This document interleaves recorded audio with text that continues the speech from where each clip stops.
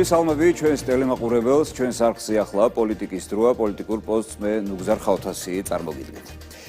კონფლიქტებს შორის მოქცეული კავკასია და საქართველოს გზა მშვიდობის შენარჩუნებისკენ. დღეს, როცა რეგიონი ახალი ისტორიის გზაჯვარედინზე დგას, როცა სრულიად იცვლება თანამედროვე მსოფლიო გეოპოლიტიკური არქიტექტურა, ის წესრიგში დღითი დღე დგება მშვიდობის გრძელვადიანობის საკითხი, რომელიც პირველ რიგში პოლიტიკურ სიბრძნეს და რთულ, მაგრამ აუცილებელ გადაწყვეტილებებს მოითხოვს. დღეს, როცა ჩვენი ქვეყანა ორ უდიდეს კონფლიქტ შორის აღმოჩნდა, პრაგმატული პოლიტიკის წყალობით ცდილობს არ აღმოჩნდეს სხვისი ომის ნაწილი. არის თუ არა ნეიტრალიტეტი რეალური უსაფრთხოების ფორმულა. ეთნ ნეიტრალური საქართველოს ლიდერი ვატო შაქარიშვილი მოვიწვიეთ დღეს გადაცემაში და მასთან ერთად ვისაუბრებთ ამ მიმართულებით რა პერსპექტივა აქვს რეგიონს ომების დასრულების შემდეგ და როგორ უნდა დარჩეს ქვეყანა სტაბილურობის ცენტრად. დავიწყებთ საუბარს მალე, დაგველოდეთ. ორ კონფლიქტ შორის მოხვედრილი კავკასია და საქართველოს ყოველდღიური ბრძოლა მშვიდობის შენარჩუნებისთვის. ომმა უკრაინასა და ახლა უკვე ირანშიც უსაფრთხოების გამოწვევები რეგიონში გააასმაგა. რამდენად რეალისტურია ნეიტრალური საქართველოს ინიციატივა ქვეყნის ნეიტრალური სტატუსის თაობაზე, თუნდაც ომების დასრულების შემდეგ. როგორ უნდა მოვიპოვოთ გარანტია, რომ რაც არ უნდა მოხდეს მსოფლიოში, საქართველოს მშვიდობის ოაზისად დარჩება. კონფლიქტების შემდგომი პერსპექტივები დღეს პოლიტიკურ პოსტში. ღია ეთერში ვართ, ვატო შაქარიშვილს მივესალმები პოლიტიკური პოსტის სტუდიაში, ეთნ ნეიტრალური საქართველოს ლიდერი. დიდი მადლობა მოგესალმებით. პირველ რიგში ხარების დღესასწაული, სამების დღესასწაული მიულოცოთ. მართლმადიდებლურ სამყაროს, მრავალს დავესწროთ და გახარებული ყოფილიყავით. იცოცხლე ორ ხმაში გამოგვივიდა, მაგრამ ერთობლივად ასეთ მილოცვას ალბათ უფრო მეტი ძალა აქვს. თქვენს ინიციატივაზე მინდა ვისაუბროთ, ვატო, საქართველოს ნეიტრალიტეტის თაობაზე და ამ პერსპექტივებზე, რამდენად განხორციელებადია ეს ჩვენს ქვეყანასთან დაკავშირებით უახლოეს მომავალში თუ შორეულში არ ვიცი. პირველ რიგში უნდა ითქვას, რომ ის მსოფლიო კონიუნქტურა, რომელშიც საქართველოს ნეიტრალური სტატუსი ერთგვარად მიუწვდომელად გამოიყურებოდა და ჩანდა რადიკალურად არის შეცვლილი. ჩვენ გვაქვს მოცემულობა, როდესაც პირიქით საქართველოს ნეიტრალური სტატუსი არის ძალიან ახლოს და ეს არის ის შანსი, რომელიც საქართველოს უნდა გამოიყენოს. ჩვენ უნდა ვიყოთ ადვოკატურები ახალი მსოფლიო რეალობის მიმართ, გასაგებია ჩვენ მსოფლიო გეოპოლიტიკის შეცვლა არ შეგვიძლია და ზეგავლენის მოხდენა, მაგრამ ნამდვილად შეგვიძლია საქართველოს რომ ვიყოთ ადეკვატურები იმ დიდი ცვლილებებთან მიმართებაში, რაც დღეს მსოფლიოში ხდება. ცხადია იმ საკონსტიტუციო ჩანაწერით, რომელიც დღეს არსებობს საქართველოს კონსტიტუციაში, ამით ვერაფერ ახალს, ვერც მეზობელს, ვერც პარტნიორს, ვერც დიდ სახელმწიფოს ვერ თავაზობ. აი აქ იმყოფებოდა გუშინ ჩვენი მეზობელი, პარტნიორი სახელმწიფოს ლიდერი, რომელმაც ხაზი გაუსვა იმას, რომ ჩვენ ყველანი ერთად უნდა ვეცადოთ, რომ სომხეთი, აზერბაიჯანი, საქართველო ვეცადოთ, რომ სამხრეთ კავკასიის რეგიონი წარმოვაჩინოთ როგორც მშვიდობის, სტაბილურობის და თანამშრომლობის სივრცე. მაგრამ აქ მან ასევე აღნიშნა, რომ საქართველოს აქვს საკვანძო როლი. საქართველოს რომელიმე სამხედრო პოლიტიკურ ბლოკში გაწევრიანება ამ მიზანს შეუძლებელს ხდის.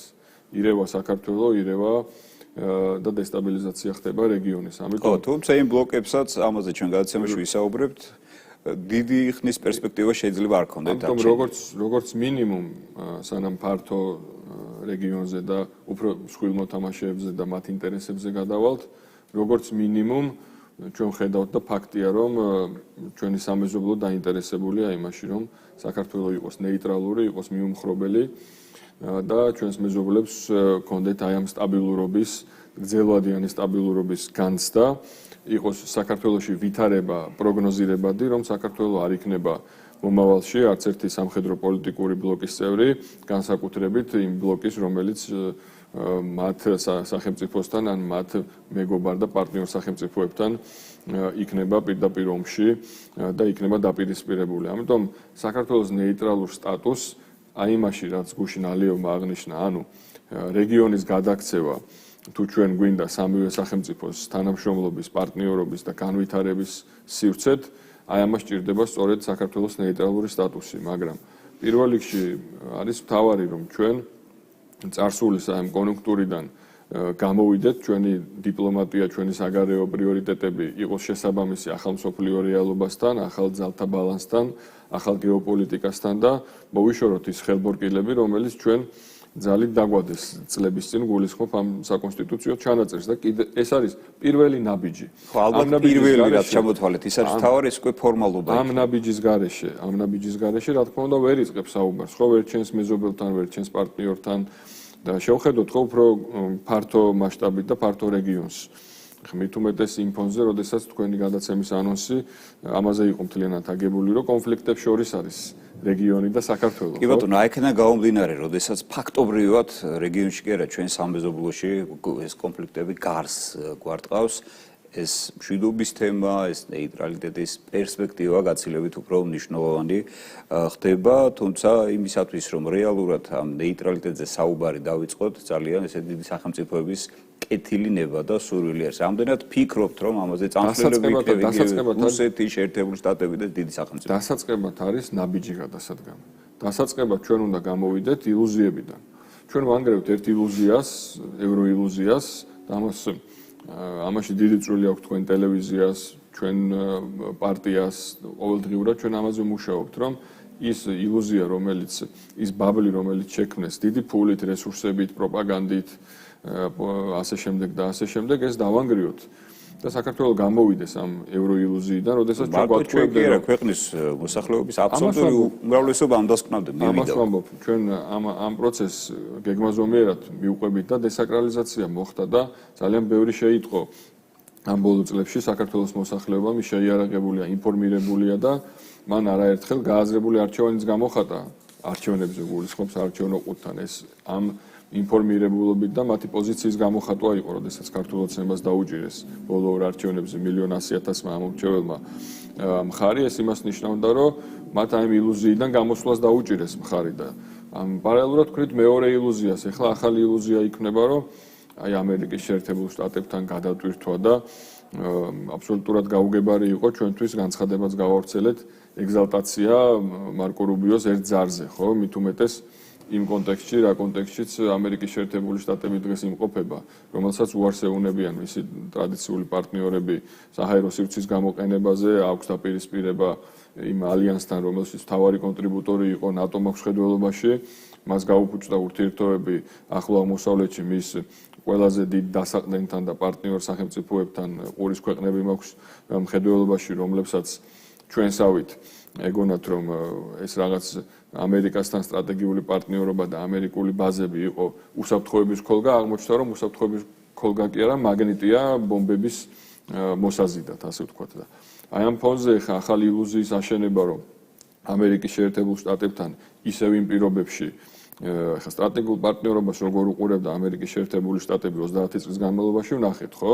სადაც ჩვენ ვიხდიდით მხოლოდ და მხოლოდ ფასს და ვიხდიდით თან ჩვენი სიცოცხლით, ჩვენი გმირი ბიჭების სიცოცხლით, ხან ავღანეთში აგზავნიდნენ, ხან ერაყში აგზავნიდნენ და ათეულობით ახალგაზრდა ხან აფრიკაში და ასე შემდეგ. შეეწირა აბსოლუტურად გაუგებარ ამერიკულ ინტერესებს, ხო? და დღეს თურმე აი ამ პირობებში, როდესაც არის ჩიხურ სიტუაციაში ამერიკის შეერთებული შტატები წამოიწყო ახალი ომი, რომლიდანაც ექსიტი, რომლიდანაც გამოსასვლელი არ ჩანს და ყოველდღიურად იცვლება რაც უკვე რაც ღიმილის მონგრელიც აღარ არის, უკვე ტრაგიკულია, საშიშია, სახიფათოა ის ერთმანეთთან აცდენელი განცხადებები და რიტორიკა და ქმედებები, რაც დონალდ ტრამპს ახასიათებს ირანთან მიმართებაში, ხო? ძალიან მძიმე მდგომარეობაშია ამერიკის შეერთებული შტატები დღეს და ახლა ახსენდება თურმე საქართველოსთან რაღაცა ურთიერთობების გადატვირთვა. ეს გადატვირთვა არ არის, ეს არის მორიგი სატყუარა. ამიტომ არ შეიძლება რომ ჩვენ ხელისუფლებას შევყვეთ თქვათ აი ამ მოცემულობაში და უნდა გამოვაფხიზლოთ ხელისუფლება რომ ახლა ერთი გაღიმებით და ერთი ზარით ეგზალტაციაში ჩავარდნა არ არის სწორი. კი ბატონო, ჩვენ არც ვიცით რუბიოს ზარის შინაარსი, ხო, ეს დეტალები ჩვენ არ ვიცით. მე აქ მარჩიელობას არ ვაპირებ, ცხადია, მაგრამ გასაგებია, პოლიტიკოს, როგორც ანალიტიკოს, ყველას გვაქვს, ხო, ჩვენი კონტექსტიდან, ვითარებიდან, მოცემულობიდან გამომდინარე ვივარაუდოთ, რაზე იყო ეს საუბარი და ვიცით რა ურთიერთობა, რა დამოკიდებულება ქონდა ამერიკის შეერთებულ შტატებს საქართველოსთან მიმართებაში. ჩვენ არაფერი არ გაგვიფუჭებია. ჩვენ არავისთან სახვეწარი არ გვაქვს. ამერიკის შეერთებულ შტატებსა და საქართველოს შორის ურთიერთობა გაფუჭდა მხოლოდ და მხოლოდ იმიტომ, რომ მათ მოგთხოვეს, რომ მსხვერპლად შეგვეწირა ჩვენი სახელმწიფო, ჩვენი მოსახლეობა მათი ინტერესებისთვის. მერე დაიბანდნენ ხელს, მიაწერდნენ წინა ადმინისტრაციას, როგორც ტრამპი აკეთებს, მომდევნოც ასე გააკეთებს, ტრამპს მიაწერს ყველა ამ უბედურებას, რა უბედურებაშიც ამერიკის შეერთებული შტატები და მთლიანად მსოფლიო აღმოჩნდა. კაცი მოვიდა მშვიდობის დაპირებით და მთელი მსოფლიო გახვია ომში და ბირთვულ დაპირისპირებასთან ვართ ძალიან ახლოს. გასაგებია, ჩვენ ამ საინტერესო თემაზე, ირანის თემაზე აუცილებლად ვისაუბრებთ, მაინტერესებს თქვენი აზრი. მანამდე ჩვენ ვახსენეთ წეღან საქართველოს კონსტიტუციაში არსებული ჩანაწერი, ხო, რომლის ასე ვთქვათ, ამოღება დღის წესრიგში უკვე დგას. თუმცა მანამდე თავად ნატოს ყოფნა არ ყოფნის საკითხი განიხილება, რაზეც თვეების წინათ საუბრობდნენ, ახლა სიტუაცია ძალიან დაიძაბა, მას შემდეგ რაც ევროპულმა წამყვანმა ქვეყნებმა უარის თქვეს, ასე ვთქვათ, ალიანსში მყოფმა ქვეყნებმა უარი თქვეს გარკვეულ სამხედრო დახმარებაზე, აქ შესაძლოა ასაფრენ სულზე ან რაღაცა ბაზების გარკვეულწილად გამოყენებაზე იყო საუბარი და არა პირდაპირ ომში ჩართვაზე, თუმცა ჩვენ ვხედავთ ტრამპის მუქარებს. მისი არაფერი არ დაიჯერება, დილით ერთს ამბობს, აღამოს მეორეს, თუმცა მუქარ არის ძალიან მკაცრი, რომ ირანის ომის დასრულებისთანავე ის დაამთავრებს ნატოს. აქ რას ხედავთ? ეს ერთ-ერთი დამატებითი მტკიცებულებაა, რომ აღარ არსებობს ეს დილოატლანტიკური თანამშრომლობის ფორმატი მოიშალა. დასრულდა, წარსულს ჩაბარდა და აი ჩვენ თვალწინ აი ნანგრევებად იქცევა. ამიტომ ამბობ ჩვენ, რომ ეს საკონსტიტუციო ჩანაწერი კი არ არის რაღაც ფურცელზე დაწერილი შავი თეთრზე. ეს არის მთელი საგარეო პოლიტიკა. ეს არის ქვეყნის საგარეო პრიორიტეტი. ამას საგარეო პრიორიტეტი უნდა შეიცვალოს, როცა ჩვენ ვლაპარაკობთ, რომ ეს კონსტიტუციიდან უნდა ამოვიდეს, ამოიშალოს, ეს ნიშნავს, რომ საგარეო პრიორიტეტები უნდა შეიცვალოს ქვეყნის.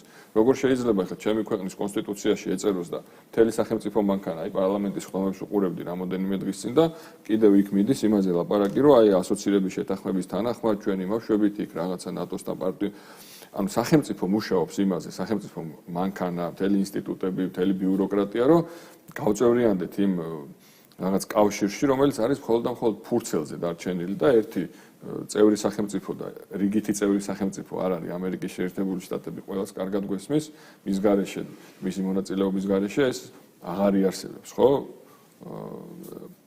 დეიურეც, ხო, გამორიცხულია, რომ ამერიკის შეერთებული შტატების მთავარი კონტრიბუტორის გასვლის გარეშე, გასვლით გააგრძელოს ნატომ არსებობა და როდესაც ის ნატოს წევრ სახელმწიფოს ტერიტორიას ართმევს და ხედავთ რა ვითარებაშია ეს გაერთიანება სად აღმოჩნდა და სადამდე მივიდა. ამერიკული ჰეგემონია დაეცა, ჯერ დაეცა ევროპის კონტინენტზე უკრაინის ომში, ახლა დაეცა ახლო აღმოსავლეთში. ორივე რაც იყო ამერიკული ჰეგემონიის საყრდენი ევროპაში, მისი სიძლიერე, მისი ბაზები, მისი სამხედრო წარმოდგენა იქ და ამერიკა როგორც ევროპის ქოლგა უსაფრთხოების და ასევე ამერიკა როგორც უსაფრთხოების ქოლგა არაბული სახელმწიფოებისთვის, ახლო აღმოსავლეთისთვის, ეს ორივეგან დაინგრა. ამიტომ აბსოლუტურად ახალი მსოფლიო რეალობა გვაქვს და აი ამ ორივე ომის განვითარებასთან და დასრულებასთან ერთად ეს საბოლოოდ გაფორმდება. ანუ არ ჩანს, რა თქმა უნდა, ზუსტად როგორი იქნება ეს ახალი მსოფლიო წესრიგი და დღეს ამაზე საუბარი რაღაც მარჩიელობას დაემსგავსება, მაგრამ ფაქტია, უკვე შემდგარი ფაქტია, რომ ის, რაც გუშინ იყო, დასრულდა, წარსულს ჩაბარდა და ჩვენი ვორდინგი, ჩვენი ისა, რა ქვია, საკონსტიტუციო წანაწერი, ჩვენი საგარეო პრიორიტეტები იქ არის, გუშინდელ დღეშია. ამიტომ ვეუბნებით ჩვენ ხელისუფლებას, რომ გამოფხიზდით და აღარ არის საკმარისი დღეს ახლა ისევ ლაპარაკი იმაზე, რომ იცით რა ცუდია ევრობიუროკრატია. ყველა მიცის რა ცუდია ევრობიუროკრატია, როგორი გააყნელია, როგორი კორუმპირებულია, როგორი უსუსურია, როგორი ოდიოზურია, როგორი დამარცხებულია, როგორი განადგურებულია, ყველა მიცის. საქართველოშიც და საქართველოს ფარგლებს გარეთაც.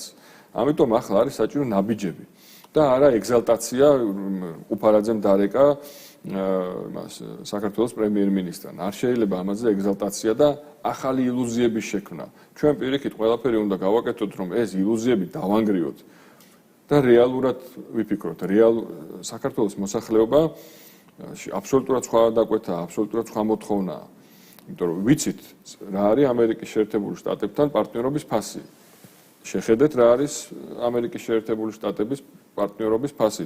იმ ქალაქებში, რომელიც იყო მთელი მსოფლიოს იზიდავდა და მთელი მსოფლიოს ფული, მთელი მსოფლიოს ინვესტიცია, მთელი მსოფლიოს უძრავი ქონების კაპიტალი, მთელი მსოფლიოს კრიპტოკაპიტალი თუ სხვადასხვა ტიპის კაპიტალი მიემართებოდა ამ ქვეყნებისკენ, ხო, დუბაი იყო ბიზნესის და დასვენების და ტურიზმის და გართობის სამოთხე და იქიდან ხალხი გამორბის. და ამ რეპუტაციის აღდგენას, რა თქმა უნდა, წლები დაჭირდება შემდეგ და კაპიტალი გარბის და როგორი დიდი ცვლილებები გამოიწვია გლობალურ ბაზრებზე, ნავთობის იქნება ეს თუ სხვადასხვა კაპიტალის მიმართულებით. ეს გააკეთა ამერიკის შეერთებული შტატების პარტნიორობამ დღეს, როდესაც ასეთ ძვირფას იხდიან საკუთარი უსაფრთხოებით ამერიკის შეერთებულ შტატებთან პარტნიორობაში, დღეს ჩვენ გვეუბნებიან, რომ უნდა გადავტვირთოთ. როგორ უნდა გადავტვირთოთ? ამერიკის შეერთებულ შტატებთან გადავტვირთვა არის ახალი სატყუარა. არ უნდა წამოვებოთ ჩვენ ამ ახალ სატყუარაზე. პირიქით, ჩვენ უნდა გავაგზავნოთ ის გზა, რაზეც შევდექით. ძალიან რთულად დავდექით, ხო ამ გზაზე. არ გვიშვებდნენ, ამ ხელაზე წოლა იყო რევოლუციური სცენარები და ძალიან ბეწვის ხიდზე გავდიოდით და დავდექით ამ გზაზე. ახლა არ შეიძლება ამ გზაზე. აღარ არის მოსალოდნელი ეს სცენარები? როგორ არ არის მოსალოდნელი ეს, რაც იგივე აი აჟიოტაჟს გულისხმობ ამერიკის დაპირებას, რომ აი ჩვენ გადავტვირთავთ, ახალი ფურცლიდან დავიწყებთ. ამერიკის შეერთებული შტატების ადმინისტრაციები იცვლებიან, პრეზიდენტები იცვლებიან, სახელმწიფო მდივნები იცვლებიან, მაგრამ მიზნები არ იცვლებიან. თუმცა დოქტრინები არ იცვლება. მათი მიზანი საქართველოს გამოყენებასთან დაკავშირებით არსად არ წასულა. შეიძლება მათ შეცვალონ ტაქტიკა და ამერიკის ელჩი კი არ მივარდეს პრემიერ-მინისტრთან და ხელები უბრახუნოს, რომ ახლა შენ მეორე ფრონტს გახსნი რუსეთის წინააღმდეგო. აი ესეთი ქმედებებით, როგორიც იყო ზარი, მერე ამერიკული თვითმფრინავის გამოჩენა, მერე იმ ამერიკულ თვითმფრინავზე ატეხილი აჟიოტაჟი, მერე ის ქრესტომატიული მაგალითი ღალატის, რაც ჩაიდინა ფორმულა ჟურნალისტმა, ხო, როდესაც ეუბნებოდა, რომ თქვენ ეტყობა კარგად ვერ დაინახეთ ის თვითმფრინავი, იმას ბომბებიც ეყენა, აი თქვენ რა რეაქცია გექნებათ. ესე იგი ყველანაირი მცდელობა არის, რომ საქართველოს რამენაირად ჩართონ ამ კონფლიქტში და გამოიყენონ საკუთარ პლაცდარმად, პოლიგონად და ამ დროს ჩამოდის ჩვენი მეზობელი სახელმწიფოს ლიდერი, საკმაოდ ძლიერი სახელმწიფოს ლიდერი რეგიონის და იძახის, რომ ჩვენ სამხრეთ კავკასია უნდა გადავაქციოთ მშვიდობის, სტაბილურობის და თანამშრომლობის სივრცეთ. და როგორ უნდა გადავაქციოთ ამ სივრცეთ, თუ მუდმივად გექნება საკონსტიტუციო ჩანაწერი და ამბობ, რომ მივდივარ ნატოსა და ევროკავშირისკენ და ეს არის ყველა მიცის, ყველა მათ შორის ჩვენმა მეზობლებმა, რომ ეს აბსოლუტური ილუზია არის. და გარდა რყევისა, დესტაბილიზაციისა და აქ მუდმივი რაღაც რევოლუციურ რეჟიმში მყოფ ქვეყანაში ფულს არავინ არ ჩადებს. მუდმივ რევოლუციაში მყოფ ქვეყანაში ტვირთები არ გაივლის. ჩინეთი, რომელთან ჩვენ სტრატეგიული პარტნიორობა გვაქვს და რომელიც ლოგისტიკური ინფრასტრუქტურის განვითარებაში დიდ ინვესტიციებს და საქართველოში და აქეთ მეორე მხარეს არის ამ ტვირთის მიმღები ევროპული სახელმწიფოები, რომელსაც იმედი გვაქვს, რომ ოდესღაც საღიაზრი გაიმარჯვებს, ხო, როდესაც ელემენტარულად მათი მოსახლეობის კუჭზე, გამოკვებაზე, არსებობაზე, წარმოებაზე აღარ ვლაპარაკობ. ხო, თვითონვე ჩამოშალეს მთელი ევროპული წარმოება, ჰქონდათ იაფირუსული ენერგია, ჰქონდათ ამერიკული უსაფრთხოების ქოლგა და თვითონ იჯდნენ და კაპუჩინოში აწობდნენ, რა ქვია, კრუასანს და გააზულუქეს, გააზარმაცეს, თავისი ხელით დაანგრევინეს საკუთარივე ქვეყნები, ააფეთქებინეს, ზეიმობდნენ, გახსოვთ, ხო, ატომურ ელექტროსადგურებს რო აფეთქებდნენ და ანგრევდნენ, ზეიმი ჰქონდათ და რუსულ ნავთობზე თუ გაზზე რო ნაწილობრივ უარს ამბობდნენ. დღეს მიხვდნენ, რომ ენერგორესურსები ჭირდებათ. აზერბაიჯანის პრეზიდენტი რაზე ლაპარაკობდა, ხო გუშინ, ეს ამ ენერგორესურსების გატარებაზე როცა ლაპარაკობდა, ბენეფიციარი ევროპაა. მიმღები ამის ევროპაა. ევროპული სახელმწიფოები არის. ამიტომ არის აზერბაიჯანის ინტერესი, შუა აზიის ქვეყნების ინტერესი, ყაზახეთის, თურქმენეთის, სხვა სახელმწიფოების ინტერესები, ჩინეთის ინტერესი და გარდა ტვირთის წარმოქმნის და გამგზავნის და ნავთობ რესურსების მქონე ქვეყნების მიმღების ინტერესიც ხო არის. აი აქ შეგვიძლია, აქ არის ჩვენი გასაღები, რომ ჩვენი ადგილმდებარეობა, ჩვენი ეს კაპიტალი, რომელიც ღმერთმა გვიბოძა, ძვირფასი, ჩვენი გეოგრაფიული ადგილმდებარეობა, ჩვენი ხალხის განათლება, ჩვენი ხალხის მაღალი კულტურა, ჩვენი კარგი ბუნება, ჩვენი კარგი სამზარეულო, ჩვენი ბუნებრივი ფუნქცია, რომ შეგვიძლია აი ეს სივრცე იყოს მოლაპარაკების, თანამშრომლობის, მეგობრობის არეალი. ამერიკის შეერთებული შტატების ინტერესიც რატო გამოაგზავნეს, ხო ის კაცი ანაკლი სპორტის დასათვალიერებლად არა ხვდებიან რომ აქ რეგიონში უკვე სტაბილურად ეწყობა ლოგისტიკური გზები უკვე სტაბილურად მიდის დამატებით ინფრასტრუქტურაზე ლაპარაკი იქნება ყულევის ნავთობგადამამუშავებელი ქარხანა შენდება ანაკლი სპორტი აქ საუბარია ტვირთების ზდაზე ჩინეთის შუა აზიის აზერბაიჯანის და რეგიონი ყალიბდება თვითონ ისეთ გზაზე დგება რეგიონი რომ იქ უკვე ესე ვთქვათ ამერიკული ინტერესის ამ ფსევდო რაღაც ღირებულებებზე დემოკრატიაზე ლაპარაკის სივრცე აღარ რჩება და ამიტომ ახლა უნდათ მაპატიოს მაყურებელმა ჩახტომა ცხვირის ჩაყოფა აღარც სივრცე რჩება და აღარც დრო რჩება ცხვირის ჩაყოფა უნდათ და ამას ემსახურებოდა რუბიოზარიც და ამას ემსახურებოდა იმ კაცის ჩამოსვლა სახელმწიფო დეპარტამენტის წარმომადგენლის მაგრამ მათი ფეხი და მათი ამერიკული ჩექმა სადაც დადგა იქ არსად მშვიდობა და სტაბილურობა და განვითარებაზე აღარ არის გასაგები არის კი ბატონო ამიტომ ჩვენ აი ამ რეალობიდან უნდა შევხედოთ ირანზეც მინდა ვისაუბროთ გადაცემის ბოლო ნაწილში ბატო სადაც სიტუაცია უკიდურესად დაძაბულია და ძალიან გაურკვეველი არის ამ მოცემულობით ტრამპი ისტერიკაში არის რეალურად ეხლა ჩვენ ვხედავთ ორ ვერსიას ამ სცენარის გაგრძელების ერთი არის რომ შეიყვანონ სახმელეთო ჯარები ირანში და მეორე არის რომ გამობრუნდნენ იქიდან და თავიანთი ესე იგი ავიამზიდები გამოაბრუნდნენ. გამარჯვებად გამოაცხადა. ხო, ფაქტია რომ ორივე სცენარი ვაშინგტონისთვის ნუ ეს ნახეთ 21-ჯერ გამოცხადებული გამარჯვებად იმის მიერ დაემატებოდა კიდე. ფაქტია ორივე სცენარი ტრამპისთვის და თეთრი სახლის ადმინისტრაციისთვის არის ძალიან პრობლემატური. მაინც როგორ ფიქრობთ რომელ არჩევანს გააკეთებს ტრამპი? ხო, ბატონი დონალდი. ტრამპის პროგნოზირება თქმა უნდა ურთულესია. ვინც ტრამპის უკან დგას რეალურად და ვინც ტრამპს მართავს ისინი ხეირობენ. ეს არის სამხედრო სამრეწველო კომპლექსი, ეს არის მსხვილი კორპორაციები. ომი მიმდინარეობს, ბომბები, რაკეტები, იარაღი იყიდება, წარმოება ხდება, სახელმწიფო ამაში უდიდეს თანხებს დებს, მილიარდი ჯდება ერთი დღე, რამოდენიმე მილიარდი ჯდება ერთი დღე ამ ომის წარმოება. ხვდებით ხო რა თანხებზია ლაპარაკი.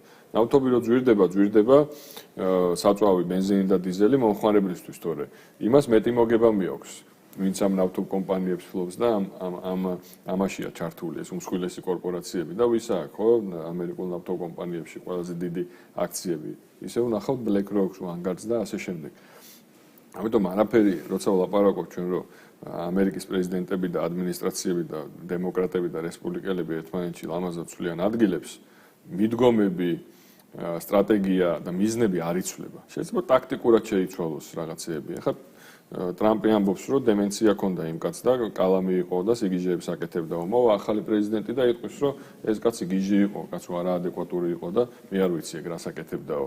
ამიტომ ჩვენ უნდა ვიფიქროთ უპირველესად ჩვენი ქვეყნის ინტერესებზე. არავითარ შემთხვევაში რანაირ ზეწოლას არ უნდა იყოს და ზეწოლას რო აზრი არ ქონდა და ზეწოლას არ დაექვემდებარა ჩვენი ქვეყანა და ხალხი ამ დიდი გენეტიკური მეხსიერებით, ცოდნით, გამოცდილებით, რაც ქართულ ხალხს აქვს, არ წამოვეგეთ და არ გავებით ამ ხაფანგში, ახლა გადავიდან მზაკრობაზე, ხო?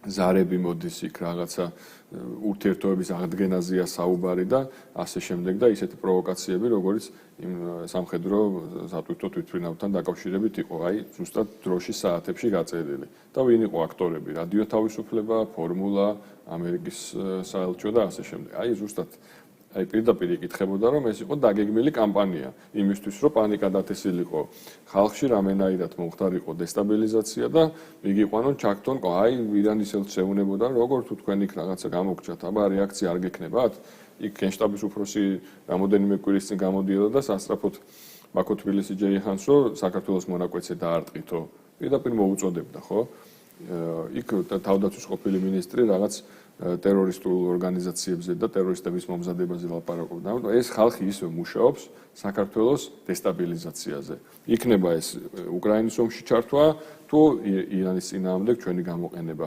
ამიტომ მიზნები არ იცვლება. ჩვენ ამიტომ ეს აგენტურული ქსელი, რომელიც საქართველოში მოქმედებს, ეს უნდა მოусპოთ. საგარეო საკითხებზე და საგარეო საფრთხეებზე რო ვიყოთ დაცული და ეფექტიანად გაუმკლავდეთ, შიგნით უნდა კონდეს პოლიტიკური სტაბილურობა. და ჩვენ ახლა აგერ ნეიტრალურმა საქართველომ 1 წლის წინ შევიტანეთ პროკურატურაში განცხადება და იმის მერე კი იყო რაღაც კონკრეტული ქმედებები, ბრალიც წაუყენეს 7 აგენტურული ქსელის წარმომადგენელს, მაგრამ დღეს ისინი იგივე საქმიანობას აგრძელებენ. ჩვენ პრევენცია გვინდოდა. თორე ბრალის წარდგენა კი არ იყო თვითმიზანი და საბოლოო შედეგი. ჩვენ გვინდოდა პრევენცია ამის, რომ იგივე საქმიანობა ვეღარ გააგრძელონ, ვერ უმტრონ ჩვენს ქვეყანას მათი ტრიბუნებიდან, ფულით, პარტიებიდან და პოლიტიკური ველიდან. აგერ მეორე მიმართულება არის საკონსტიტუციო სარჩელი. ნახეთ ხო ალბათ სქელტანიანი კომისიის დასკვნა. ეს არის პირდაპირ განაჩენი. იგვიანებს ეს განაჩენი.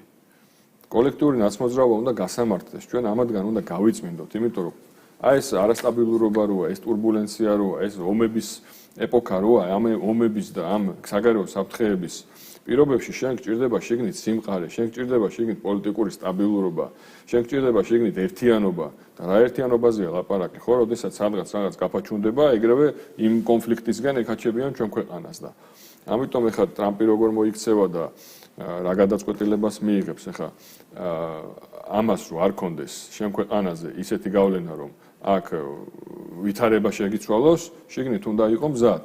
და შიგნით იქნება მზად, როცა ამ აგენტურულ ქსელს ერთხელ და სამუდამოდ გაანადგურებ პირდაპირ სიტყვის მნიშვნელობით და შენ საგარეო პრიორიტეტებს მოიყვან შესაბამისობაში ახალ მსოფლიო რეალობასთან.